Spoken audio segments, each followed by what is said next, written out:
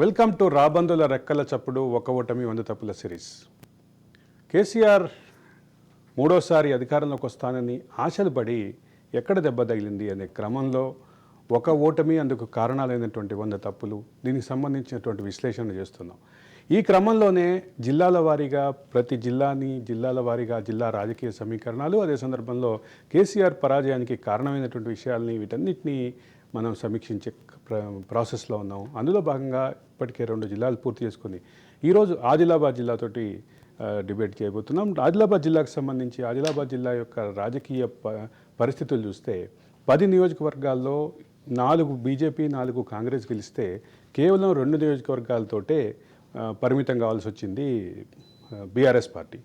BRS party 2 నియోజకవర్గాలకు పరిమితం అయ్యే క్రమంలో ఈ 8 నియోజకవర్గాలు కోల్పోవటానికి ఉన్నటువంటి ప్రధాన కారణాలు ఏంటి, అదే సందర్భంలో ఈ 2 నియోజకవర్గాల్లో ఎందుకు ఏ రకమైనటువంటి గెలుపుకి కారణమైంది అనేది ఒక విశ్లేషణ చేద్దాం. అయితే ఇక్కడ ఒక ప్రధానమైన అంశం ఏంటంటే 10 నియోజకవర్గాల్లో 7 చోట్ల సిట్టింగ్ అభ్యర్థుల్ని కొనసాగిస్తే 7 చోట్ల కూడా ఓడిపోయినటువంటి పరిస్థితి ఉంది. ఇక మరొక చోట 3 చోట్లలో మార్చినటువంటి 3 చోట్లలో ఒకటి కేటీఆర్ తన క్లాస్మేట్ అయినటువంటి జాన్సన్ నాయక్ సీట్ ఇప్పించుకుంటే ఆ జాన్సన్ నాయక్ కూడా ఓడిపోయినటువంటి పరిస్థితి ఉంది. మిగతా 2 నియోజకవర్గాల్లో మాత్రమే బీఆర్ఎస్ గెలిచింది.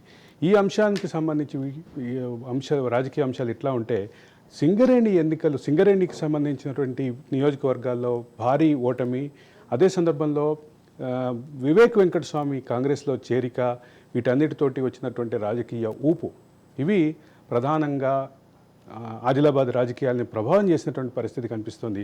అదే సందర్భంలో ఆదిలాబాద్ జిల్లాకి ఇచ్చినటువంటి హామీలని వేటిని కేసీఆర్ ఆచరణ ఇవ్వకపోవటం ఒక ప్రధానమైనటువంటి అంశం అయితే, అందులో భాగంగా సిమెంట్ కార్పొరేషన్ ఆఫ్ ఇండియా ప్రాజెక్టుని మళ్ళీ పునరుత్తేజం చేయిస్తాం కేంద్ర ప్రభుత్వంతో అని చెప్పినటువంటి కేసీఆర్ ఆ హామీని మర్చిపోయినటువంటి పరిస్థితి కనిపించింది.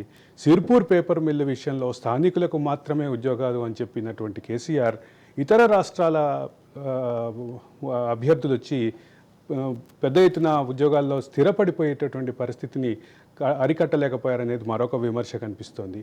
ఇక వీటన్నిటితో పాటు ఆదిలాబాద్ అంటూ గుర్తొచ్చేది తెలంగాణ కాశ్మీరం లాంటి ఆదిలాబాద్ జిల్లాకి టూరిజం విషయంలోనూ సరైనటువంటి భరోసా, అదే సందర్భంలో ఇనిషియేషన్ ఎక్కడ కనిపించని వాతావరణం కూడా ఈ 10 ఏళ్ల పాలనలో ప్రధానంగా చెప్తుంటాం. వీటన్నిటికి సంబంధించి అసలు మా ప్రతినిధి అరుణ్ కుమార్ మనకి పూర్తి వివరాలు అందించడానికి రెడీగా ఉన్నారు. Arun Kumar, over to you.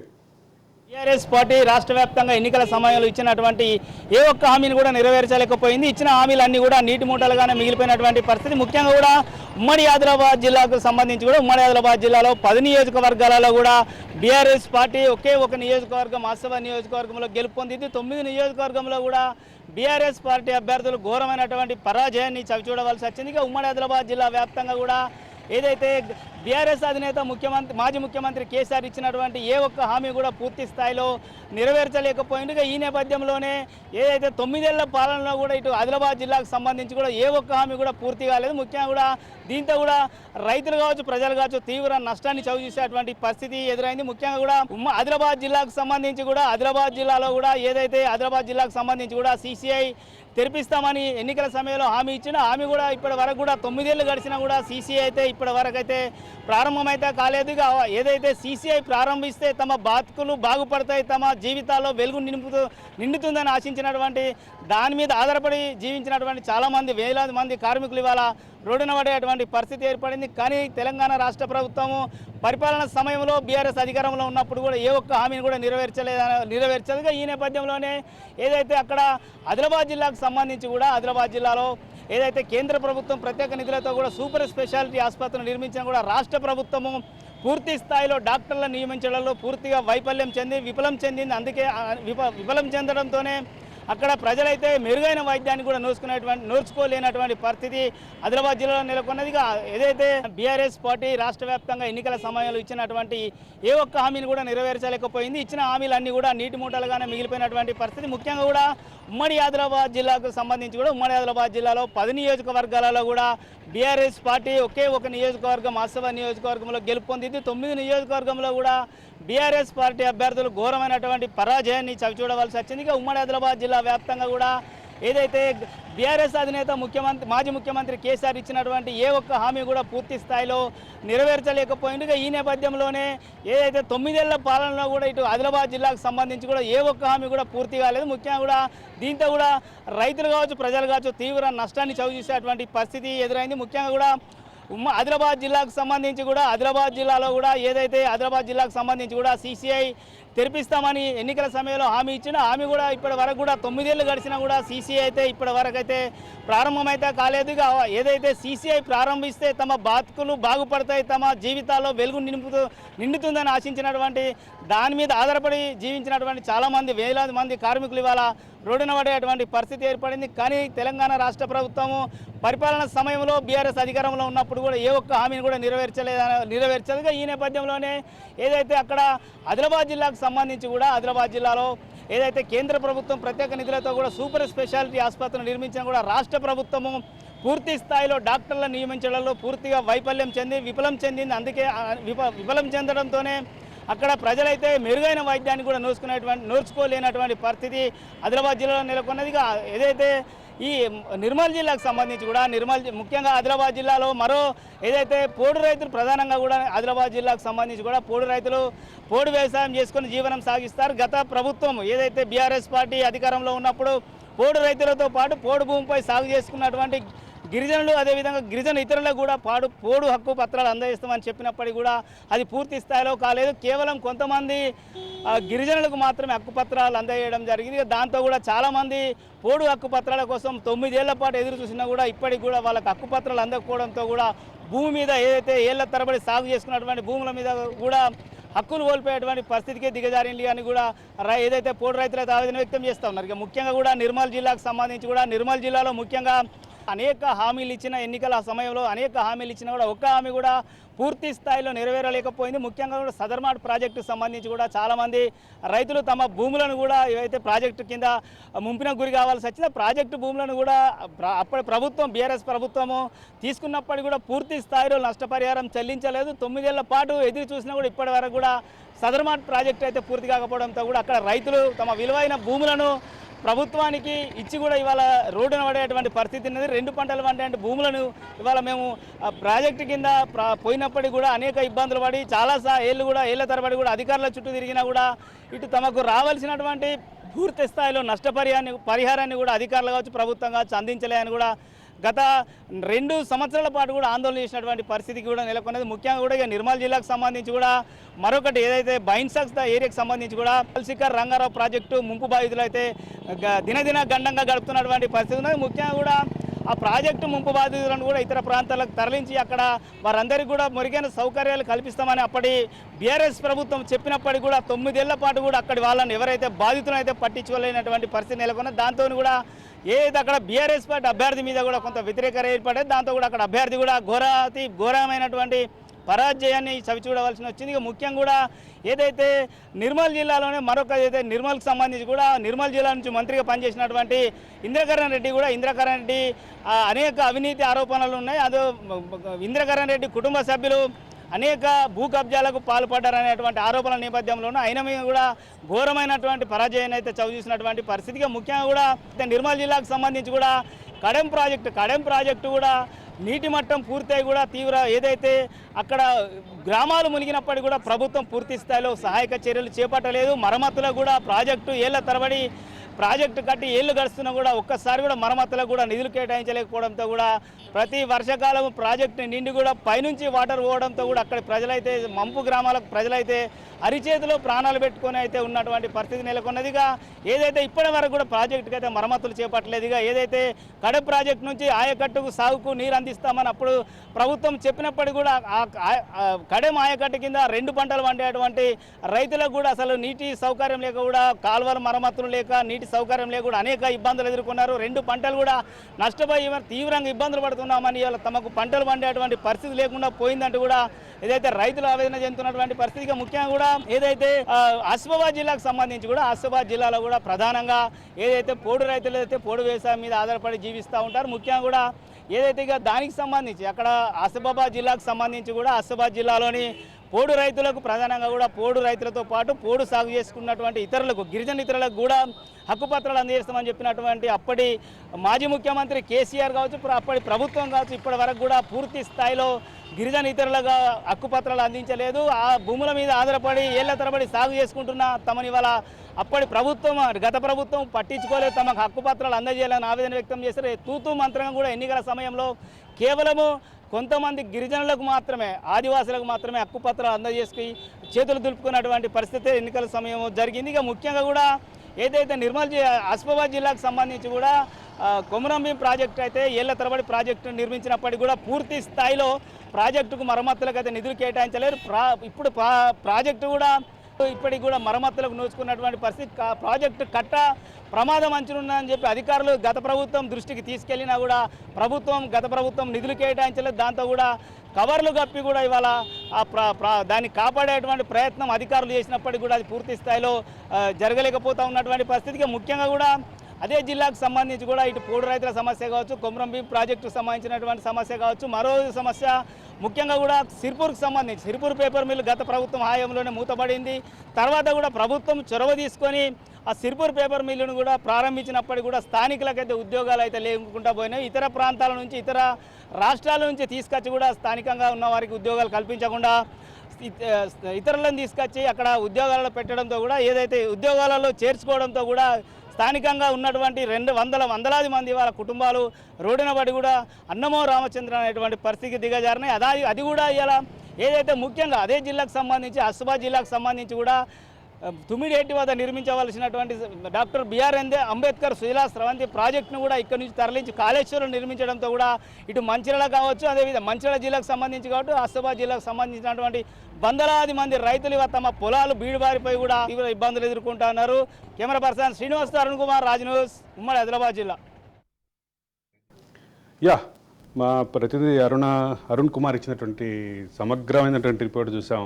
అయితే కేసీఆర్కి మొదటి నుంచి 2001 నుంచి నేను ఈ సిరీస్ ప్రారంభం నుంచి చెప్పినటువంటి మాట 2001 నుంచి అండగా నిలబడ్డ వారిలో ప్రధానమైనటువంటి వ్యక్తులు, శక్తులు, జిల్లాలు, ప్రాంతాలు వీళ్ళందరూ కేసీఆర్ని 2023లో ఓడించాలని చూశారు. దీని వెనుక ఉన్నటువంటి కారణాలు ఏంటి అనే క్రమంలోనే ఈ సిరీస్ ఆలోచన మొదలైంది. ఈ సిరీస్ అదే క్రమంలో జరుగుతుంది. ఇప్పుడు మనతోటి ఈ అంశాలపై ఆదిలాబాద్ జిల్లాకు సంబంధించిన రాజకీయ సమీకరణాలు, వివిధ కారణాలు, ఓటమి కల వివిధ కారణాల గురించి చర్చించడానికి మనతో పాటు ఉన్నారు కేవీ ప్రతాప్ గారు, సీనియర్ కాంగ్రెస్ నాయకులు.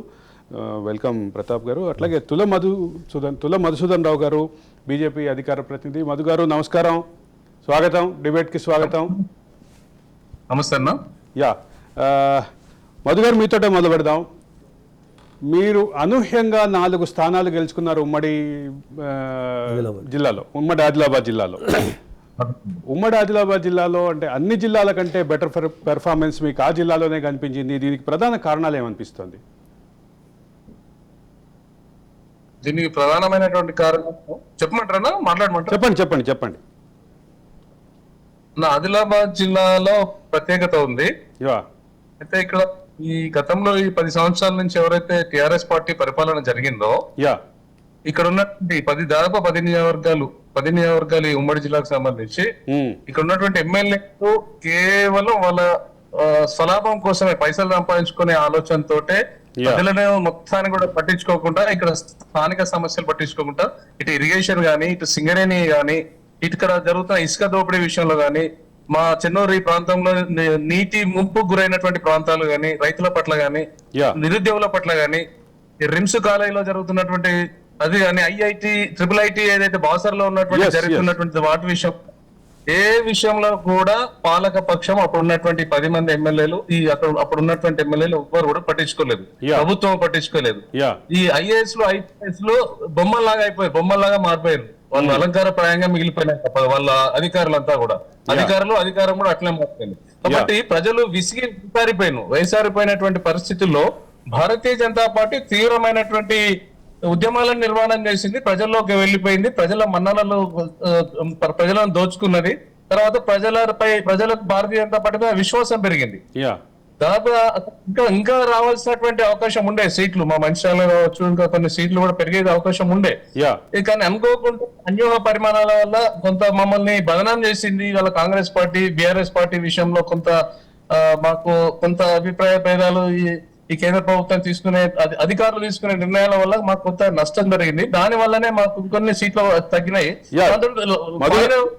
కాంగ్రెస్ పార్టీకి ప్లస్ అయింది. కానీ కాంగ్రెస్ పార్టీ ఎప్పుడు కూడా ఈ యొక్క జిల్లాలో ఎప్పుడు కూడా ఉద్యమాలు మధు గారు ప్రధానంగా కేసీఆర్ 10 ఏళ్ల పాలనలో జరిగినటువంటి అన్యాయాలు, దానికి సంబంధించినటువంటి వ్యవహారాల గురించి మాట్లాడుతున్నాం. అయితే ఇక్కడ ఒక ప్రధానంగా కనిపిస్తున్నటువంటి అంశం ఏంటంటే, ఆదిలాబాద్ జిల్లాకి అంటే అందాల ఆదిలాబాద్ జిల్లాని టూరిజంకి కూడా ఎక్కడ ప్రమోట్ చేయనటువంటి పరిస్థితి ఉంది. అదే సందర్భంలో ఇసుక, ఆదిలాబాద్ జిల్లాలో ప్రధానమైనటువంటి నదులు ఉన్నాయి, దానికి సంబంధించినటువంటి ఇసుక విషయంలో చాలా వివాదాలు కనిపిస్తున్నాయి. వీటన్నిటి విషయం మళ్ళీ మీ దగ్గరకు వస్తాను ప్రతాప్ గారు. అంటే ఇక్కడ ఒక ప్రధానమైనటువంటి చర్చ ఈ పరిస్థితి, అంటే కేసీఆర్కి అండగా ఉన్నటువంటి జిల్లాల్లో, మొదటి నుంచి అండగా ఉన్నటువంటి జిల్లాల్లో మీతో సహా ఆదిలాబాద్ జిల్లాలో ప్రధాన నాయకులంతా టీఆర్ఎస్ తోటే ఉన్నారు, కేసీఆర్ వెంట నడిచారు. కానీ ఈ రోజు వచ్చేసరికి కేసీఆర్ని ఇంతగా ఓడించాలని ఎందుకు అనుకున్నారు ప్రజలు? 10 నియోజకవర్గాల్లో 8 నియోజకవర్గాల్లో ఓటమికి కారణాలు ఏంటి? మనం ఈ విషయం గురించి చర్చించే క్రమం లోపల తెలంగాణ మలిదశ ఉద్యమాన్ని పరిగణలోకి తీసుకొని చర్చించాల్సిన అవసరం ఉంటుంది. అందులో భాగంగా 2001లో ఉద్యమం ప్రారంభించిన తర్వాత కేసీఆర్ గారు జిల్లా పర్యటనలో అటు కౌటాల నుంచి మొదలు పెడితే ఇటు మంచిర్యాల, అటు ఆదిలాబాద్ నుంచి మొదలు పెడితే ముదోలు, బోతు, నిర్మల్ వరకు ప్రతి చోట కూడా ఆదిలాబాదును ఒక ప్రకృతి అందాలతో కూడినటువంటి భూతల స్వర్గంలా, అంటే ఆదిలాబాద్ను కాశ్మీర్, శ్రీనగర్కు ప్రత్యామ్నాయంగా ఇక్కడ ఒక గొప్ప టూరిజం స్పాట్ను డెవలప్ చేస్తాను, 1000 కోట్ల రూపాయలు దానికోసం కేటాయిస్తాను. ఆయన టూరిజం స్పాట్ కూడా అనలేదు, టూరిజం హబ్ అన్నట్టు హబ్ అన్నారు, పర్యాటక కేంద్రం చేస్తాను అని ఒక మాయా జాలాన్ని మాకు ఆదిలాబాద్ జిల్లా ప్రజలకు ఇవ్వడం జరిగింది. అందులో భాగంగా కోల్ మైన్స్ సింగరేణిలో జరుగుతున్న ఓపెన్ కాస్ట్ ఉద్యమాలకు ముందుండి నేను కుర్చీ వేసుకొని ఓపెన్ కాస్ట్ కాకుండా భూగర్భ గనులను కట్టిస్తానని చెప్పడం జరిగింది. తెలంగాణ రాష్ట్రం ఆవిర్భవించక ముందు 2014 కంటే ముందు ఉద్యమంలో ఉన్నప్పుడు ఏదైతే ఆనాడు బిఆర్ అంబేద్కర్ సుజల చవంతి ప్రాణహిత ప్రాజెక్టును ఏదైతే 2008లో అప్పుడున్న కాంగ్రెస్ పార్టీ ప్రభుత్వము రాజశేఖర రెడ్డి గారు ముఖ్యమంత్రి శంకుస్థాపన చేస్తే ఆనాడు ఉద్యమంలో ప్రజలను ఉత్తేజపరచడానికి కోసము ఈ కాంగ్రెస్ వాళ్ళు చేస్తున్నది ఇది ఒక బోగస్ ప్రాజెక్టు, తెలంగాణ ప్రజలను ఉద్యమం నుంచి డైవర్ట్ చేసేందుకు కోసం మాత్రమే ఈ ప్రాజెక్టును టేకప్ చేసిండ్రు అనే క్రమం లోపల ప్రజలను కొంత ప్రభావితం చేయడం జరిగింది. అయితే మేమందరం కూడా ఉద్యమంలో పాల్గొన్నవారేమో ఇప్పుడు ఆ మధుసూదన్ కానీ నేను కానీ అందరు అన్ని పార్టీల వాళ్ళు ఈరోజు తెలంగాణ ఉద్యమం ఒక టీఆర్ఎస్ ఉద్యమం కానీ నేను ఉద్యమం ప్రారంభం నుంచి టీఆర్ఎస్లో ఉన్నాను, కానీ అన్ని రాజకీయ పార్టీల వాళ్ళు అన్ని ప్రజా సంఘాల వాళ్ళు కూడా ఉద్యమంలో పాల్గొనడం జరిగింది. అయితే 2014 తర్వాత జరిగిన ఎన్నికల్లో టీఆర్ఎస్ను అధికారంలోకి తీసుకొచ్చిన తర్వాత కూడా ఎన్నికల ప్రచారంలో కూడా ఈ ప్రాణహిత చేవెళ్ళ ప్రాజెక్ట్ ఏదైతుందో తుమ్మిడేటి నుంచి తీసుకోవడం జరుగుతుంది. 152 మీదనే 152 మీటర్ల ఎత్తు మీదనే బ్యారేజ్తో తీసుకోవడం జరుగుతుందని మొదలు చెప్పడం జరిగింది. చెప్పిన క్రమం లోపల అప్పుడు మన పెద్దలు కోదండ రామ్ గారు కూడా ఆయన అంటున్నాడు కానీ ఆయన చేస్తలేడు, మళ్ళీ ఏదో ఆల్టర్నేట్గా కాళేశ్వరం గురించి మాట్లాడుతున్నారు అని అంటే పెద్దలు ఏమన్నారు అంటే కొనొక 4 నెలలు ఓపిక పడతాం, ఆయన నిజాయితీ ఎంతో తెలుస్తుంది, మనం ఇట్లా ప్రభుత్వం రాగానే ఆయన అంటే విమర్శించినట్టు ప్రజలు భావిస్తారంటే సరే అని అన్నాం. కానీ ఆ 4-6 నెలల లోపల మొత్తం ఒక పెను మార్పు తీసుకొచ్చి పెను ప్రమాదంలో ఆదిలాబాద్ జిల్లాను తోయడం జరిగింది. అందులో భాగమే ఈ ప్రాణహిత ప్రాజెక్టు రీడిజైనింగ్ ప్రేయర్తోని ప్రాణహిత ఏదైతే కౌటాల తుమ్మిడిహెట్టి దగ్గర ఉన్న దాన్ని తీసుకొచ్చి మేడిగడ్డ దగ్గర. తొమ్మిడిహెట్టి ప్రాజెక్టు విషయంలో మీ పోరాటం కూడా నాకు తెలుసు కాబట్టి ప్రత్యక్షంగా మాట్లాడాలి. తుమ్మిడిహెట్టి ప్రాజెక్టులో 120 కిలోమీటర్లు శ్రీపాద సాగర్ వరకు ఉన్నటువంటి కెనాల్లు దాదాపుగా 126 కిలోమీటర్లు దాదాపుగా పూర్తయినటువంటి పరిస్థితి ఉంది గత ప్రభుత్వంలోనే. ఇప్పుడు అంటే కాంగ్రెస్ ప్రభుత్వంలోనే సమైక్య రాష్ట్రంలోనే పూర్తయినటువంటి పరిస్థితి ఉంది. దీన్ని వదిలేసి కాళేశ్వరం రీడిజైనింగ్ పేరిట కాళేశ్వరము, సుందిళ్ళ, అన్నారం ఈ 3 బ్యారేజీల నిర్మాణం, ఈ మూడిట్లో రివర్స్ పంపింగ్ పేరిట ఒక కొత్త ప్రపోజల్ తీసుకురావటం, వీటన్నిటి వెనక ఏ కారణాలు ఏమైంది? ఈ విషయం గురించి చర్చిస్తే వాస్తవం ఏంటంటే సుమారు 110 నుంచి 120 కిలోమీటర్ల పొడవు తుమ్మిడిహెట్టి నుంచి ఎల్లంపల్లి వరకు. ఆనాడు తుమ్మిడిహెట్టి కాడ 152 మీటర్ల ఎత్తు నుంచి అక్కడ బ్యారేజ్ కట్టి నీళ్లను తీసుకొని గ్రావిటీ మీద తీసుకొచ్చి ఒక మధ్యలో ఒక లిఫ్ట్ను పెట్టి ఎల్లంపల్లిలో వదలాలి అనేది ఆనాడు ప్రపోజల్. అందులో 5 ప్యాకేజీలు ఉన్నాయి. ఫస్ట్ ప్యాకేజ్ వచ్చి బ్యారేజ్ కట్టడం, సెకండ్, థర్డ్, ఫోర్త్ వచ్చేది కెనాల్స్ చేయడము, తర్వాత lift, 5th package connecting to the Yellampalli. అయితే 2, 3, 4 వాటిలలో భాగంగా 71 కిలోమీటర్ల కెనాల్ సుమారు 150 మీటర్ల వెడల్పుతోని కెనాల్ను సుమారు 71 కిలోమీటర్ల వరకు కట్టడం. 150 మీటర్ల వెడల్పు అంటే ఒక పెద్ద హైవే లాంటి పెద్ద ఒక చెప్పాలంటే రిజర్వాయర్, లైవ్ రిజర్వాయర్ని పెట్టొచ్చు. కెనాల్లో పారకం ఉంటే లైవ్ రిజర్వాయర్ లా ఉంటుంది. ఈ చివర కట్టేస్తే రిజర్వాయర్ అంటే సిమెంటింగ్ అయింది 2 దిక్కుల హైట్ తోని చేసిన దాన్ని ఈ కొనసాగించకుండా దాన్ని అక్కడికి అర్ధాంతరంగా వదిలిపెట్టి మైలారం అని అంటే ఈ రోజు బెల్లంపల్లి నియోజకవర్గంలో నిర్మల మండలంలో మైలారం వరకు ఆల్రెడీ కెనాల్ అయిపోయింది. అక్కడ పంపింగ్ స్టేషన్ పెట్టి పంప్ చేసి లిఫ్ట్ ద్వారా ఎల్లంపల్లి అని మొదలు అనుకున్నారు. అయితే ఈ ఏదైతే అనుకున్న దాన్ని పూర్తిగా టోటల్గా పక్కన పెట్టేసి రిజెక్టెడ్. టు బి ఫ్రాంక్, ఆనాడున్న టీఆర్ఎస్ ప్రభుత్వం 2015లో ఈ తుమ్మిడిహట్టిని మేము మళ్ళీ చేస్తాము, ఉమ్మడి ఆదిలాబాద్ జిల్లా ప్రయోజనాలు కాపాడేందుకు 2 లక్షల ఎకరాలకు నీళ్ళు ఇవ్వడానికి కోసం చేస్తామని ఒక మాట చెప్పి దాన్ని పక్కన పెట్టి రీడిజైనింగ్ పేరుతోని మేడిగడ్డ వద్ద, అన్నారం వద్ద, సుందిళ్ళ వద్ద బ్యాలెన్సింగ్ రిజర్వాయర్తోని రివర్స్ పంపింగ్ ద్వారా నీళ్లను ఎల్లంపల్లికి తీసుకుపోయి మొత్తం తెలంగాణలోని మిడ్మానేరు, మల్లన్న సాగరు, కొండపోచమ్మ, రంగనాయక సాగరు ఇవన్నీ తీసుకుపోయి మొత్తము ఉత్తర తెలంగాణ నుంచి దక్షిణ తెలంగాణ వరకు సస్యశ్యామలం చేసి 1 కోటి ఎకరాల భూమికి సాగుకు ఇస్తామని చెప్పి ప్రజలను నమ్మించడం జరిగింది. ఎందుకు ప్రజలను నమ్మించడం జరిగిందంటే మేము ప్రాక్టికల్గా చూసినాం కదా. అంటే పోయిన ఎలక్షన్ 2018 ఎలక్షన్లో మేము ప్రజలకు పోతే మా దగ్గర అందరూ అసంతృప్తిగానే ఉంది ఈ ప్రాజెక్టుకు సంబంధించి. కానీ దక్షిణ తెలంగాణకు వచ్చే వరకు గోదావరి నుంచి మనకు నీళ్ళు వస్తున్నాయి అనే ఒక ఆశలో ఉంది. ఆ ఆశతో కూడా ఎంతోమంది ఓట్లేసి ఆయనకు ఆనాడు అధికారం రావడానికి ఉపయోగపడ్డారు. మధు గారు, ఆదిలాబాద్ జిల్లాలో కట్టాల్సినటువంటి తుమ్మిడిహెట్టి వద్ద కట్టాల్సినటువంటి ప్రాజెక్టుని ఇంకా కిందకు తీసుకెళ్ళిపోయి ఈరోజు ఆ ప్రాజెక్టు యొక్క పరిస్థితి ఏంటి, ప్రాజెక్టు యొక్క అంటే దాని పర్ఫార్మెన్స్ ఏంటి, ప్రాజెక్టు యొక్క నీటి అవైలబిలిటీ ఏంటి, అన్ని ప్రశ్నార్థకంలో పడినటువంటి పరిస్థితి ఉంది. అదే సందర్భంలో అసంపూర్తిగా ఉన్నటువంటి ఈ ప్రాణహితకు సంబంధించినటువంటి తుమ్మిడిహెట్టి నుంచి శ్రీపాద సాగర్ వరకు తీసుకొచ్చేటటువంటి పనులు మధ్యలో ఆగిపోయినటువంటి పరిస్థితి ఉంది. దీన్ని ఎట్లా చూడాలంటారు మధు గారు? ఇది కేసీఆర్ వ్యక్తిత్వం ఎట్లాంటిదంటే నిజాం రాచరిక పోకడలు, ఒక నియంతృత్వ పోకడలు కలిగినటువంటి వ్యక్తి ఆయన.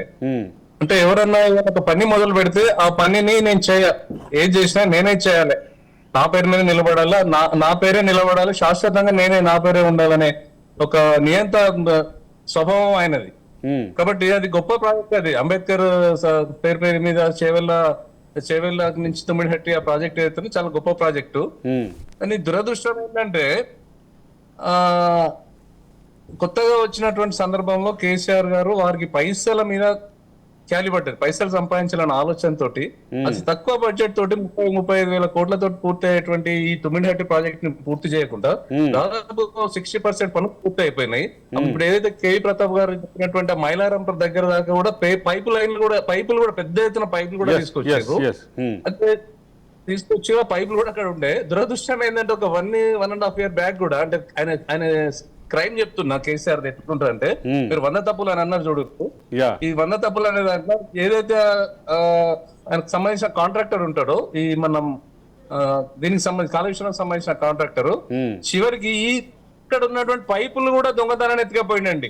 ఓకే, మైలారం కాడ ఉన్నటువంటి పైపులను కూడా దొంగతనాన్ని ఎత్తుకపోయి వాడుకున్నటువంటి పరిస్థితి. అవి మళ్ళీ బిల్లులు పెట్టి కూడా ఆ పైసలను తీసేసుకున్నారు గవర్నమెంట్ నుంచి. Okay okay. అంటే ఎక్కడ పైసలు వస్తాయంటే అక్కడికి వీళ్ళు ఏది పడితే అది చేస్తారు.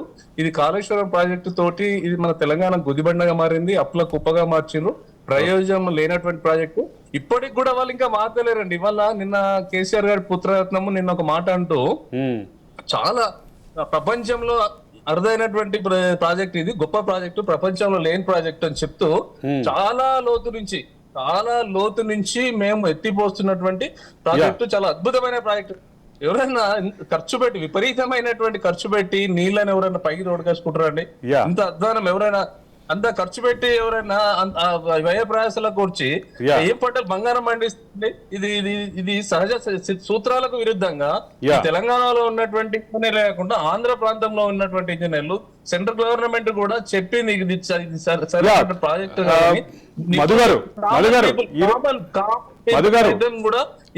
మధుగారు నిన్ననే కేంద్ర జలశక్తి శాఖ సలహాదారు కూడా దీనికి సంబంధించినట్టు మాట్లాడిన విషయం ఉంది. దానికి సంబంధించి మరింత చర్చలోకి వెళ్దాం. ఆదిలాబాద్ జిల్లాలో కేసీఆర్ పార్టీ పరాజయానికి కారణాలు ఏంటి అనేది పరిశీలన ఇస్తున్నాం మనం. ప్రతాప్ గారు, ఇప్పటి వరకు మనం రకరకాల అంశాలను టచ్ చేసాం. అసలు నాకు ఒక విషయం అర్థం కాలేదు. ఎన్నికల సమయంలో కానీ ఉద్యమ సమయంలో కానీ కేసీఆర్ చాలా సందర్భాల్లో మాట్లాడిన మాట సీసీఐకి సంబంధించి. సీసీఐ ఎక్కడ వేసిన గొంగళి అక్కడే ఉన్నట్టుగా అయిపోయినటువంటి పరిస్థితి. కేసీఆర్ ఎందుకు మర్చిపోయిన అంటారు దీన్ని? వాస్తవంగా చెప్పాలంటే కేసీఆర్ ఏదైనా తీసుకోవాలంటే దానిలో నాకు స్వీయ ప్రయోజనాలు ఏమున్నాయని ఆలోచిస్తాడు. ఇక్కడ సీసీఐని రివైవ్ చేయడంలో తన స్వీయ ప్రయోజనాలు ఏవి కూడా ఫుల్ఫిల్ అయ్యే అవకాశం లేదు కనుక దాని మీద ప్రాధాన్యత చూపించలేదు. అదేవిధంగానే ప్రాణాయితకు సంబంధించి కూడా దాని స్వీయ ప్రయోజనాలు ఏమి పొందలేను కనుకనే దాన్ని కూడా తీసుకోవడం 80% పూర్తి అయిపోయింది కాబట్టి అట్లా దాంట్లో వారి ఫోకస్ ఎప్పుడైనా చెప్పడానికి కోసమని ఉద్యమ స్ఫూర్తిని ప్రజల లోపల తన మాటకారితనంతో మెస్మరైజ్ చేయడము. కానీ వాస్తవంగా హిడెన్ ఎజెండా ఏముంటంటే తన సెల్ఫ్ సెంటర్డ్ బెనిఫిట్స్ కోసమే ప్రాధాన్యత ఇస్తాడు. కానీ దురదృష్టం ఏంటంటే ప్రత్యేకంగా మా ఆదిలాబాద్ జిల్లాకు సంబంధించి ఉమ్మడి ఆదిలాబాద్ జిల్లాకు సంబంధించినంత వరకు రాజకీయ నాయకత్వం దివాలా కోరుతనం అనేది బాగున్నది. ఎందుకు ఆ మాట అంటున్నా అంటే, మేము ఈ ప్రాణాయిత పరిరక్షణ వేదిక ద్వారా అప్పుడు తుమ్మిడెట్టి దగ్గర ప్రాజెక్ట్ కావాలన్నప్పుడు మా ప్రాంతం అంటే కొమరం భీము మంచిర్యాల జిల్లాలకు చెందినటువంటి ఎమ్మెల్యేలు దివాకర్ రావు గారు, సుమన్ గారు, చిన్నయ్య గారు, ఆనాడున్న కోనప్ప గారు, సక్కు గారు, వీళ్ళందరూ ఈ 5 దగ్గరికి పోయి మేము దయచేసి మీరు స్థానిక నాయకులు ప్రజాప్రతినిధులు మీ వాయిస్గా ఈ ప్రాణాయిత పరిరక్షణ ప్రాజెక్టుకు సంబంధించిన దాని మీద మీరు వాయిస్ ఇస్తే మేము 5 మేము పూర్తిగా గవర్నమెంట్తో డిఫర్ అవుతామని మీరు పట్టుబడితే ఖచ్చితంగా దీన్ని టేకప్ చేస్తామంటే ఈ మాట మా ముందర చెప్పింది. కానీ మేము మీడియా ముందర చెప్తే మేము దానికి జవాబు చెప్పలేము. మీరేం చేస్తారో చేయండి కానీ మేమేం చేయలేము అంటే అది మా దురదృష్టం. మా జిల్లా రాజకీయ నాయకత్వం దివాలా కోరుతనం వల్ల ఈరోజు మేము మా జిల్లా ప్రయోజనాలను, జిల్లా అభివృద్ధి ప్రయోజనాలను కాపాడుకోలేకపోతున్నాము. వాస్తవంగా మేము జిల్లా అభివృద్ధి కోసం మేము స్వార్థంగా ఆలోచిస్తలేము.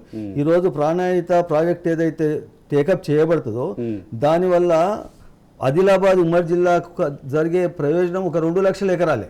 2 కాకపోతే ఇంకో 50,000 3 లక్షలు అయితే మిగతా 1 లక్షల ఎకరాల భూమి, లక్షల ఎకరాల సాగు భూమి సాగు కరీంనగర్, మెదక్, వరంగల్, నల్లగొండ ఇన్ని జిల్లాలకు మొత్తము ఒక సగము తెలంగాణకు వరప్రదాయంగా ఉండి నీళ్లు పుష్కలంగా నీళ్ళు ఇచ్చి జంట నగరాలకు ఇచ్చే అవకాశం ఉన్నదాన్ని చేయకపోవడం వల్ల ఈరోజు ఏమైందంటే ఈ మహానుభావుడు ఇక్కడ కట్టడం వల్ల ఈ మా ఆదిలాబాదు, కరీంనగర్ చరిత్రలో గత 100 సంవత్సరాలలో కూడా ఎన్నడూ రానటువంటి వరద ముంపు, బ్యాక్ వాటర్ ముంపు వల్ల వేలాది ఎకరాల భూమి మొత్తము ముంపు గురయ్యి ఒక 10 మీటర్ల లోతు వరకు మేట వేసింది.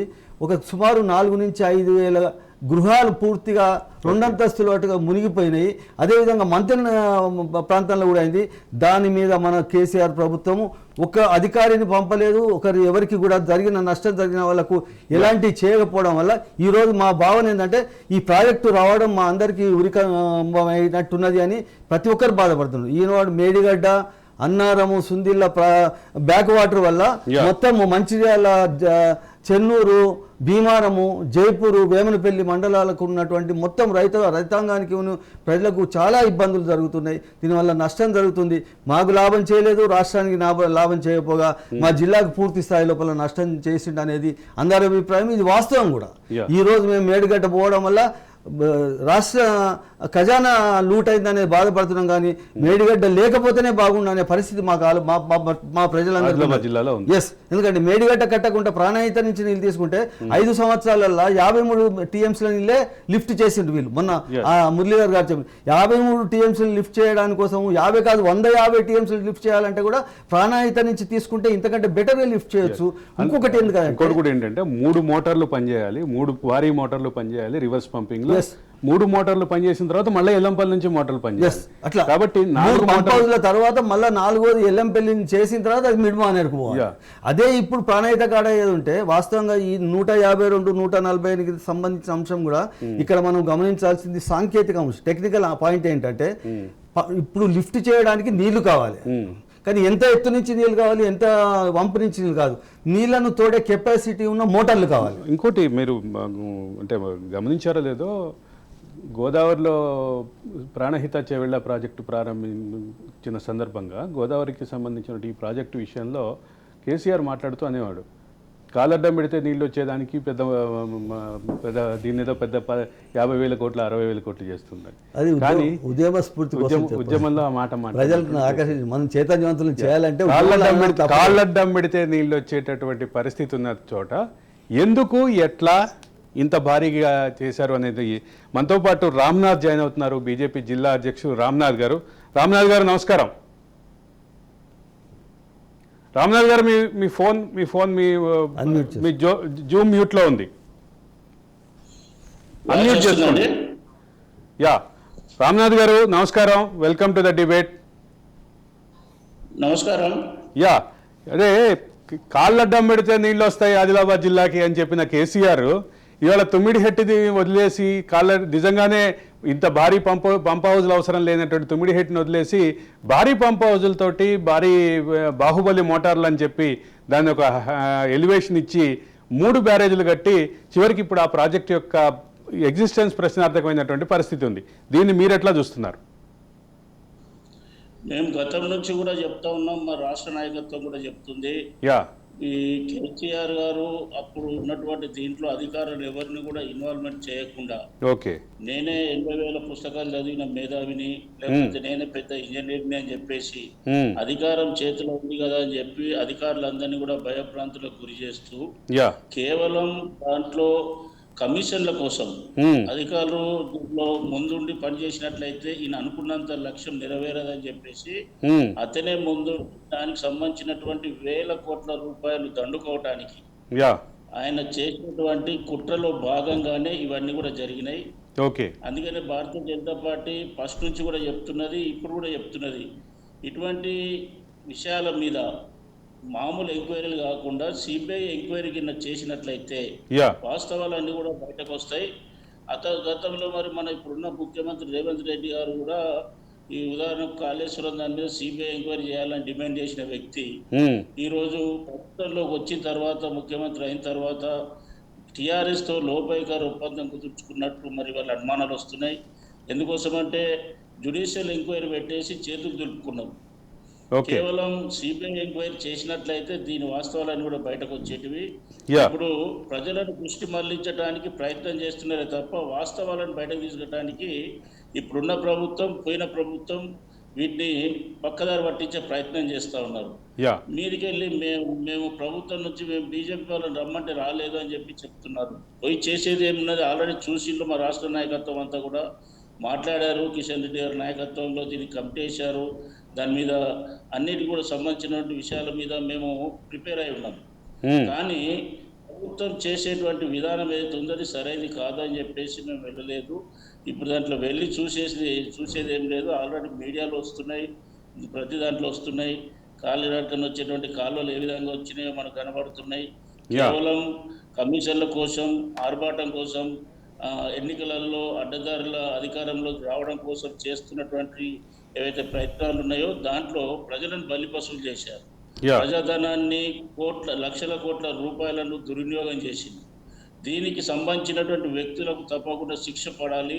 ఎందుకోసం అంటే ఇవాళ వాళ్ళు చేసినటువంటి తప్పిదాల వల్ల ఈ రాష్ట్రంలో ప్రతి ఒక్క వ్యక్తి మీద 1,50,000 రూపాయల అప్పు పెరిగింది. అంటే 5,000 కోట్ల నుంచి ఇప్పుడు 6,000 కోట్ల రూపాయలకు అప్పు ఖజానా భారంగా మారింది. అంటే దీని పాపం ఎవరు? కేసీఆర్ గారు. కేసీఆర్ని ఇవాళ బయటకు తీసుకొచ్చి దాన్ని ప్రజా కోర్టులో శిక్ష వేయాల్సినటువంటి ప్రభుత్వం కేసీఆర్తో కుమ్మక్కైపోయి వీళ్ళిద్దరు కూడా లోపైకర్ ఒప్పందం కుదుర్చుకొని ఈరోజు ఈ విషయాలన్నీ కూడా పక్కదారి పట్టిస్తున్నారు. కాబట్టి మేము ఒకటే డిమాండ్ చేస్తా ఉన్నాం. అంటే రామ్నాథ్ గారు ఇక్కడ మనం ప్రధానంగా ఆలోచిస్తున్నటువంటి సమస్య ఏంటంటే ఆదిలాబాద్ జిల్లాకి సంబంధించినటువంటి కేసీఆర్ ఇచ్చిన హామీలు వాటిని పట్టించుకోకపోవటం, ఫలితంగా 10 స్థానాల్లో కేవలం 2 స్థానాలకే పరిమితం కావటం. దీని చుట్టూ మనం ఎక్కువగా ఈ అంశం సంబంధించినటువంటి చర్చలో ఉన్నాం. ఉమ్మడి ఆదిలాబాద్ జిల్లాకు సంబంధించి పూర్తి అవినీతితో కూడుకున్నటువంటి ఆధారాలను మేము తీస్తున్నాం. ఉదాహరణకు ఉమ్మడి ఆదిలాబాద్ జిల్లాలో మంత్రిగా పనిచేసినటువంటి ఇంద్రకరణ్ రెడ్డి గారు, మాజీ మంత్రి గారు, ఆయన కుటుంబ సభ్యులు, ఆయనకు సంబంధించినటువంటి అనుచరులు, పార్టీ నాయకులంతా కలిసి ప్రభుత్వ భూములు ఎక్కడెక్కడున్నాయో మొత్తం కూడా భూతత్వంతో వెతికి వాటన్నిటి కూడా ఇలా కబ్జా చేయడం జరిగింది. ఉదాహరణకు నిర్మల్ చుట్టుపక్కల ప్రాంతాల్లో SRSP ప్రాజెక్టు కింద ముంపు గురైనటువంటి రైతులు ఎవరైతే ఉన్నారో వాళ్ళకి ఇవ్వాల్సినటువంటి D1 పట్టా భూములు, దీంట్లో దాదాపు 2,000 ఎకరాల భూములు భూ కబ్జా గురైనాయి. ఇది కేవలం అల్లోల కుటుంబానికి సంబంధించినటువంటి గౌతమ్ రెడ్డి కానివ్వండి, తిరుపతి రెడ్డి కానివ్వండి, ప్రశాంత్ రెడ్డి కానివ్వండి, వీళ్ళందరూ కూడా వాళ్ళ చుట్టరికం బంధువులు, అల్లోల కుటుంబానికి సంబంధించిన వాళ్ళే. వీళ్ళ సర్వే నంబర్లతో సహా, పేర్లతో సహా మేము ఆధారాలు చూపించి కలెక్టర్కు గతంలో మేము ఫిర్యాదు చేస్తే ఎటువంటి చర్యలు తీసుకోలేదు. అదే విధంగా అసైన్ భూములు, అదే విధంగా ప్రభుత్వ భూములు, ఇక్కడ ఉన్నటువంటి నిర్మల్లో చరిత్ర ఉన్నటువంటిది చెరువులు, కందకాలు, వీటన్నిటి కూడా కబ్జా గురి. అక్కడ కేసీఆర్ గారు రాష్ట్రాన్ని దోచుకుంటే ఉమ్మడి ఆదిలాబాద్ జిల్లాలో మంత్రిగా పనిచేసిన ఇంద్రకరణ్ రెడ్డి దోచుకోవడం జరిగింది. అందుకని వాళ్ళ స్థానికంగా ఉన్నటువంటి మా ఎమ్మెల్యే మహేశ్వర్ రెడ్డి గారు ఈ రోజే మేమంతా కలిసి జిల్లా కలెక్టర్ కు దీని మీద మొత్తం కూడా పూర్తి వివరాలు, మా దగ్గర ఉన్నటువంటి కొన్ని ఆధారాలను సేకరించి కలెక్టర్ గారిని ఫిర్యాదు చేశాం. ఆయన దాని మీద విచారణకు ఆదేశించిలు. ఇప్పటికే కొన్ని భూములను స్వాధీనం చేసుకోవడం జరిగింది. ఇంకా ఎంక్వైరీ నడుస్తుంది. అయితే మేము చేసే డిమాండ్ ఒకటే, ఇలా కేసీఆర్ తన ఆలీబాబా 40 దొంగల మూట ఏదైతే ఉందో వాళ్ళందరి మీద ఎంక్వైరీ చేయాలా. ఏదైతే స్వాధీనం చేసుకున్న కబ్జా గురైనటువంటి భూములన్నిటి కూడా స్వాధీనం చేసుకొని అర్హులైనటువంటి నిరుపేదలు ఎందరో ఉన్నారు, భూమి లేని వాళ్ళు, లేని వాళ్ళు, వాళ్ళందరూ కూడా ఇవి పంచినట్లయితే ఇది సామాజికంగా న్యాయం చేసినట్లయితుంది అని చెప్పేసి భారతీయ జనతా పార్టీ అభిప్రాయపడుతుంది. రామ్నాథ్ గారు, ఒక నిమిషం మీరు అట్లాగే కంటిన్యూ అవ్వండి. ప్రతాప్ గారు, అంటే ప్రధానమైనటువంటి అంశాలు చూసాం. అదే సందర్భంలో ఇరిగేషన్కి సంబంధించినటువంటి కేసీఆర్ ఇచ్చిన హామీలు, కేసీఆర్ ఆచరణ, ఈ రెండింటిని చూసాం. అదే సందర్భంలో CCI విషయంలో చూసాం, సిర్పూర్ పేపర్ మిల్ విషయంలో చూసాం. వీటన్నిటి విషయంలో ఉన్నటువంటి వివాదాలకి తోడు ఎమ్మెల్యేల మీద వస్తున్నటువంటి ఎమ్మెల్యేలు, మంత్రి మీద వస్తున్నటువంటి భూ కబ్జా ఆరోపణలు, దీన్ని ఎట్లా చూడాలి? ప్రధానంగా ఇక్కడ ఈ గత 9 సంవత్సరాలలో ఒక కేసీఆర్ గారు మాత్రమే ఈ అరాచకాలకు కారణం కాదు. ఆయనతో పాటు ఆయన ఏజెంట్స్, ఎమ్మెల్యేలు ఎవరైతే ఉన్నారో 9 మంది ఎమ్మెల్యేలు ఉండిపోయినసారి ఆఖరికి కాంగ్రెస్లో గెలిచిన ఆయనను కూడా కలుపుకున్నారు. వీళ్ళు ఒక భూదందా కాదు, ఒక ఉసుక దందా కాదు, రకరకాలు ఏది దొరికితే అది దోచుకొని తినడమే వాళ్ళ ప్రవృత్తిగా చేసింది. ఈరోజు కేసీఆర్ మీద ఎంత వ్యతిరేకత ఉన్నో సుమన్ మీద అంత వ్యతిరేకత ఉండే, దివాకర్ రావు గారి మీద అంత వ్యతిరేకత, చిన్నయ్య గారి మీద అంత, ప్రతి ఒక్క TRS ఎమ్మెల్యే మీద ఇంద్రకరణ్ రెడ్డి గారి మీద ఉండే, రామన్న గారి మీద ఉండే, ప్రతి ఒక్కరి మీద ఇట్లా ఎందుకున్నది కాదంటే ఆయన స్థాయిలో ఆయన దోచిండు, వీళ్ళ స్థాయిలో వీళ్ళు దోచుడు కాకుండా మన ఇక్కడ ప్రాంత ప్రయోజనాలను పూర్తిగా పణంగా పెట్టి అభివృద్ధి కాకుండా నష్టం చేసే విధంగా చేసిండ్రు. అయితే ఇంతకుముందు మన సోదరుడు రామ్నాథ్ గారు చెప్పిండ్రు కాంగ్రెస్ రేవంత్ రెడ్డి గారి గురించి. ఇక్కడ నేను వ్యక్తుల గురించి మాట్లాడడం కాదు, ప్రభుత్వ విధానాల్లో ఎట్లా ఉంటే ప్రజలకు ప్రయోజనం జరుగుతుంది, ప్రాంతానికి ప్రయోజనం జరుగుతుందని నేను చెప్తాను. ఈ వచ్చి 80 రోజులు కాలేదు. ఈ మేడిగడ్డ ప్రాజెక్ట్ అనే అంశము ఏదో వట్టిగా ఆషామాషిగా చర్చించేది కాదు, దానికి ఒక ఎక్సర్సైజ్ అయినా జ్యుడిషియల్ ఎంక్వైరీ అనేది it is only preliminary action, preliminary enquiry. దాని మీద ఒక రకమైన స్పష్టమైనటువంటి రిపోర్టు తీసుకొని ఏ రకంగా లీగల్ యాక్షన్ పోవాలనే విధంగా పోవడం జరుగుతుంది. అయితే ఇక్కడ మీరు ఈ సందర్భంలో ఈ అవకాశం చర్చించడానికి వచ్చింది కనుక మా జిల్లాకు సంబంధించినంత మటుకే కానివ్వండి, తెలంగాణకు సంబంధించినంత మటుకు కానీ ఈ రోజు ఉన్న పరిస్థితి మన తెలంగాణలో చాలా గంభీరమైన పరిస్థితి. మనం అవునన్నా కాదన్నా కానీ ఈ ఏదైతే ఈ వేసవి కాలం లోపల మంచినీటికి ఉపయోగపడాల్సినటువంటి ప్రాజెక్టు ఏదైతే అంటే ఇప్పుడు ఆ కృష్ణా నుంచి ఎంతున్నో అంతకంటే ఎక్కువ గోదావరి నుంచుకున్నాం. ఈరోజు మేడిగడ్డ వల్ల జరిగిన ఈ పరిణామాల వల్ల అసలు ఒక బొట్టు కూడా అక్కడి నుంచి లిఫ్ట్ చేసుకునే అవకాశం లేదు. కేటీఆర్ గారు చెప్తున్నారు కదంటే అక్కడ ఏదో బండి వేసేసి ఇక్కడ ఇది పెట్టేసి ఇక్కడి నుంచి లిఫ్ట్ చేయొచ్చు అనేది తెలివి తక్కువ మాటలు. ఎందుకోసం అంటే అన్నారం లీకేజ్ అవుతున్నది, సుందిల లీకేజ్ అవుతున్నది. ఈ లీకేజ్ అయ్యే దానిలోకి వెళ్ళి దీనిలోకి వెళ్ళి పంపులకి వెళ్ళి వస్తే మళ్ళీ కిందికి వెళ్ళి వస్తాయి తప్ప అవి పైకి పోవు. అందుకోసం అది కాదు. నేను ఈరోజు మన ముఖ్యమంత్రి గారిని నేను కోరుతున్నాను, అప్పీల్ చేస్తున్నాను. ఎందుకంటే మీరు ఇమ్మీడియట్గా మేడిగడ్డను రెక్టిఫై చేయడానికి కోసం ఒక రోజు, ఒక నెల, ఒక వారం, సంవత్సరం సరిపోదు. అది ఉన్నది ఉన్నట్టుగా మళ్ళా పునరుద్ధరించాలంటే కూడా ఏళ్ల తరబడి జరిగేది కనుక దాన్ని ఎట్లా చేయాలనేది ఒక విధంగా అంశంగా తీసుకొని ఎంతో శాస్త్రీయ పద్ధతి లోపల ఈరోజు మనకు 148 మీటర్ల ఎత్తి మీద నిర్మించుకునే అధికారం ఉన్నదనేటువంటి తుమ్మిడి అట్టి ఏదైతుందో అదే 148 అనేది తక్కువ కాదని పెద్దలకు చెప్తున్న ముఖ్యమంత్రి గారు కూడా 148 అయినా 152 అయినా మనం లిఫ్ట్ చేసే కెపాసిటీ మోటార్స్ కావాలి, అక్కడ పంపులు కావాలి కానీ ఎత్తు కాదు. ఎందుకోసం అంటే గ్రావిటీ కాదు. అక్కడ గ్రావిటీ కంటే గ్రావిటీ 148 గ్రావిటీ ఉన్నదో అది ఎల్లంపల్లికి రావడానికి 70 కిలోమీటర్ల దూరం గ్రావిటీ మీదనే వస్తుంది. అయితే ఈ రోజున పరిస్థితులలో సుందిల్లో ఏదైతే బ్యారేజ్ ఉందో సుందిల్ల బ్యారేజ్ ఇంతకుముందు ఎల్లంపల్లికి డైరెక్ట్ పంపుదాం అనుకున్నాం.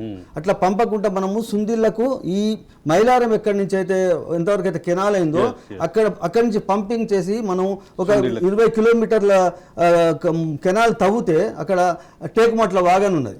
ఆ వాగు ద్వారా సుందిళ్లకు డైరెక్ట్ పోతాయి. సుందిళ్లకు డైరెక్ట్ పోతే సుందిళ్ల నుంచి మనం ఎల్లంపల్లికి పంప్ చేసుకోవచ్చు. ఈ సందర్భంగా సహజంగా ఆదిలాబాద్ వాసులకు కానీ తెలంగాణ వాసులకు కానీ వచ్చే అనుమానం ఏంటంటే సుందిళ్ళ ఇప్పుడు వచ్చే ఈ మీరు చెప్పే పంపింగ్ కూడా తట్టుకోగలిగే పరిస్థితి చర్చ. అయితే ఈ మూడిట్లలో వరస్ట్ ఎఫెక్టెడ్ బ్యారేజ్ అనేది మేడిగడ్డ, సెకండ్ వరస్ట్ ఎఫెక్టెడ్ అనేది అన్నారం, థర్డ్ కొంచెమే ఉన్నది అన్నదంటే నేనేమంటున్నా సుందిళ్లను వాడుకోవాలనుకున్నప్పుడు కూడా సుందిళ్లకు మినిమం ఎంత చేస్తే ప్రొటెక్ట్ చేయగలుగుతామో చేసి దాన్ని వాడుకుంటే ఎల్లంపల్లి డైరెక్ట్ ఆల్రెడీ సుందిళ్ల నుంచి పంపింగ్ చేసుకునే అవకాశం. అంటే దీనిలో ఇంకొక ప్రయోజనం ఏముంటుంది అంటే ఇప్పుడు నేను ఇంతకుముందు చెప్పినట్టు 150 మీటర్ల కెనాల్ ఉన్నది కదా, దాన్ని మీరు ఈ వాటర్ను మనం పంపింగ్ చేసే క్రమం లోపల ఇదంతా వాస్తవంగా ఆదిలాబాదు తూర్పు జిల్లా ప్రాంతం ఏదైతుందో హైలీ రెయిన్ ఫాల్ ఉన్నటువంటి ఇప్పుడు ఏమైతున్నది రెయిన్ ఫాల్ పడుతున్నది, వర్షం పడుతున్నది కానీ వర్షపు నీటిని ఓడ్చుకోలేకపోతున్నాం. దానివల్ల ఏమైతుంది భూగర్భ జలాలను మనం ఇక్కడ కాపాడుకోలేకపోతున్నాం. ఇప్పుడు ఇక్కడి నుంచి అదే ప్రాణాయిత నుంచి నీళ్ళు తీసుకొని సుందిళ్ళకి కానీ ఎల్లంపల్లి కానీ పంపినాం అనుకోండి, ఈ ప్రాంతం లోపల భూగర్భ జలాలను కాపాడుకోగలుగుతాం. ఈ నీళ్లను గత 9.5 సంవత్సరాల పాలనలో వీటన్నిటిని టోటల్ విస్మరించి సింగరేణి కాలేజ్ విస్మరించి ఈ ప్రాంతం లోపల ఉపాధి కల్పించే వాటిని కూడా విస్మరించి వాస్తవంగా చెప్పాలంటే ఆదిలాబాద్ ఉమ్మడి ఆదిలాబాద్ జిల్లాను తూర్పు జిల్లాను అత్యంతంగా నిర్లక్ష్యం గురి చేసి అక్కడి ప్రజలకు అక్కడి ప్రాంతానికి అన్ని విధాల నష్టం చేసిన ఏదన్నా రామనాథ్ గారు ఇప్పుడే మా వాళ్ళు చెప్తున్నారు, మా డెస్క్ నుంచి మెసేజ్ ఇచ్చారు. ఇప్పుడు యాపిల్ పంట పండించే రైతులకి రైతు బంధు ఇవ్వలేదట, నిజమేనా? ఆదిలాబాద్ జిల్లాలో ప్రతాప్ గారు మీరే చెప్పాలి, మీరో రామ్నాథ్ గారు చెప్పాలి, ఆ యాపిల్ పంట పండించే రైతులకి రైతు బంధు అందలేదట. ఇది అసలు రైతు బంధు అనే సిస్టము ఒక శాస్త్రబద్ధత అనేది లేదు. ఎవరికి ఇస్తున్నాము, ఎందుకు ఇస్తున్నాము, ఏం ప్రయోజనం పొందుతున్నాము, రైతులకు ప్రయోజనం అవుతుందా, వ్యవసాయం చేసే రైతులకు ప్రయోజనం అవుతుందా, లేకపోతే పెద్ద పెద్ద భూకమతాలు ఉండి వ్యవసాయం చేయని రైతులకు ప్రయోజనం అవుతుందా అనే ఒక ఆలోచన లేకుండా చేసిండ్రు. ఈ రోజున గవర్నమెంట్ దాన్ని కొంచెం ఎనలైజ్ చేసి జెన్యున్లీ ఫార్మింగ్ చేసే ప్రాంతాలకి ఇవ్వడం వల్ల ఎక్స్చెక్కర్ కూడా నష్టం జరగకుండా రైతులకు కూడా ప్రయోజనం రామ్నాథ్ గారు చెప్పండి. యాపిల్ పంట పండించే రైతులకి రైతు బంధు ఇవ్వలేదు అంటూ ఇప్పుడే నాకు ఒక మెసేజ్ వచ్చింది, నిజమేనా? వాస్తవం అండి అది. అంటే యాపిల్ అన్నిటి మా దగ్గర తక్కువనే ఉన్నప్పటికీ రామ్నాథ్ గారు గతంలోనే యాపిల్ పంటను అక్కడ పండించాలని గిరిజన రైతులతో యాపిల్ సాగు చేయించాలి అని 10 ఏళ్ల క్రితమే దానికి సంబంధించిన ఇనిషియేషన్ జరిగింది. ఆదిలాబాద్ బోతు నియోజకవర్గాల్లో, ముఖ్యంగా బోత్ నియోజకవర్గంలో ఎక్కువగా జరిగింది. కానీ వాళ్ళని రైతుగా గుర్తించలేదు, వాళ్ళకి రైతు బంధు ఇవ్వలేదు అంటూ వార్తలు వస్తున్నాయి, నిజమేనా? వాస్తవం అండి. ఇక్కడ యాపిల్ పంటకు సంబంధించినటువంటి రైతుల్ని ఇక్కడ బ్యాంకు రుణాల విషయంలో కూడా చాలా ఇబ్బందులు గురి చేసింది. మొదట్లో మేము వెళ్ళి మరి అక్కడ కలిసి లోకల్ స్థానికంగా ఉన్నటువంటి బ్యాంక్ అధికారులను, అక్కడ ఉన్నటువంటి సంబంధిత అధికారులను కలిసి ఒత్తిడి తీసుకొచ్చి వాళ్ళకు గుర్తింపు తీసుకొచ్చిన తర్వాత వాళ్ళకు రుణాలు ఇవ్వడం స్టార్ట్ అయింది. తర్వాత రైతు బంధు అనేది వాళ్ళకి అసలు ఇప్పటి వరకు కూడా అసలు అందలేదు. ఏ ఒక్క రైతు కూడా ప్రయోజనం పొందలేదు. ఇన్ని సమస్యల చుట్టూ ఉన్నటువంటి వివాదాస్పదమైనటువంటి కేసీఆర్ వైఖరి చాలా తీవ్రంగా ఆదిలాబాద్ ప్రజలు భావించారు కాబట్టే ఈరోజు ఈ రకమైనటువంటి ఫలితాలు వచ్చినాయని చెప్పి ఒక క్లియర్గా అర్థమవుతుంది. అంటే ప్రతాప్ గారు ఒక కంక్లూడింగ్ మార్క్ చెప్పండి. మొత్తం ఆదిలాబాద్ జిల్లాలో కేసీఆర్ పట్ల ఇంత వ్యతిరేకత, ఇంత ఇది కేసీఆర్ని మొదటి నుంచి చూసిన మీరు ఎట్లా చెప్తున్నారు? దీని గురించి ఏమంటారు? సెల్ఫ్ సెంటర్డ్ సార్ ఆయన తన ప్రయోజనాలనే కాపాడుకోవాలనే ఇంటర్నల్ మైండ్ సెట్ పెట్టుకొని నేను ప్రజల బాగోగులు మాత్రమే చూస్తున్నాను, నాకంటూ ఏం లేదని చెప్పే మెసేజ్ను ప్రజలకు ఇచ్చే క్రమం లోపల ఈ 9 సంవత్సరాలు కృతకృత్యులు అవ్వడం జరిగింది. అదేవిధంగా దాంతోపాటు ఈ 9.5 సంవత్సరాలలో వేలాది కోట్ల రూపాయలను సమకూర్చుకొని భవిష్యత్తులో నేను డబ్బుతోనే ఎన్నికలలో విజయం సాధించి అధికారాన్ని పొంది అధికారాన్ని డబ్బుతోని కాపాడుకొని ఈ ప్రజలను ఇదే రకంగా పాలిస్తా అనే ఆలోచన ఆయనకు ఉండడం వల్లనే ఇది జరిగింది. అయితే ఇక్కడ ముఖ్యంగా ఎందుకంటే ఇప్పుడు ఈ ప్రాణహిత ఒకటే కాకుండా మేడిగడ్డ, అన్నారం, కాళేశ్వరం కాకుండా అసలు ఏ ఒక ప్రాజెక్టు ఇప్పుడు ఆదిలాబాద్ జిల్లా ప్రజలు ప్రాణహితకి సంబంధించిన ప్రాజెక్టు మీద మళ్ళీ మాట్లాడుకుందాం, మళ్ళీ ఒకసారి దీని మీద సమగ్రమైనటువంటి చర్చ పెడతాం.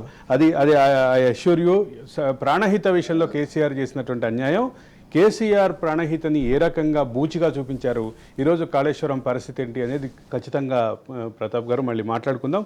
అయితే ఆదిలాబాద్ జిల్లాకి సంబంధించినటువంటి రాజకీయాలు, ఆదిలాబాద్ జిల్లాకి సంబంధించినటువంటి సామాజిక సమీకరణాలు, ఆదిలాబాద్ జిల్లా ఎన్నికలలో ప్రధానంగా పనిచేసినటువంటి అంశాలు, వీటన్నిటిని పరిశీలిస్తే ఒకటి క్లియర్. ఆదిలాబాద్ జిల్లా ప్రజలు కేసీఆర్ వెంట 2001 నుంచి నడిచినప్పటికీ 2023కి వచ్చేసరికి కేసీఆర్ని ఆగ్రహించారు, కేసీఆర్ పట్ల ఆగ్రహం వ్యక్తం చేశారు. కేసీఆర్ని అంటే గద్దె దింపాలని చెప్పి గట్టిగా మనోబలంగా పనిచేసినటువంటి పరిస్థితి కనిపిస్తుంది. ఆ మనోభిష్టం ఆ రకంగా రావటానికి ఎందుకు కారణం అంటే కేసీఆర్కి సంబంధించిన వ్యవహార శైలి, ఎమ్మెల్యేల వ్యవహార శైలి, వీటన్నిటి చుట్టూ ఆలోచించినటువంటి పరిస్థితి ఉంది. ఈ నేపథ్యంలోనే 10 స్థానాల్లో 8 స్థానాల్లో 4 కాంగ్రెస్, 4 బీజేపీ గెలిచి కేవలం 2 స్థానాలు మాత్రమే బీఆర్ఎస్ గెలిచినటువంటి పరిస్థితి ఉంది. అక్కడ కూడా 2 స్థానాలు కూడా సిట్టింగ్ ఎమ్మెల్యేలు మార్చిన స్థానాలు మాత్రమే గెలిచినటువంటి పరిస్థితి ఉంది. ఇది 54వ ఎపిసోడ్ ఒక ఓటమి 100 తప్పులు సిరీస్లో 54వ ఎపిసోడ్ ఆదిలాబాద్ జిల్లా గురించి. ధన్యవాదాలు కేవీ ప్రతాప్ గారు, ధన్యవాదాలు రామ్నాథ్ గారు, అట్లాగే ధన్యవాదాలు మధు గారు. మీరందరూ లైవ్ షోకి వచ్చి మీ అభిప్రాయాలు తెలియజేసినందుకు ధన్యవాదాలు. ఇది ఒక ఓటమి 100 తప్పులు సిరీస్లో 54వ episode. Stay tune to Raj news.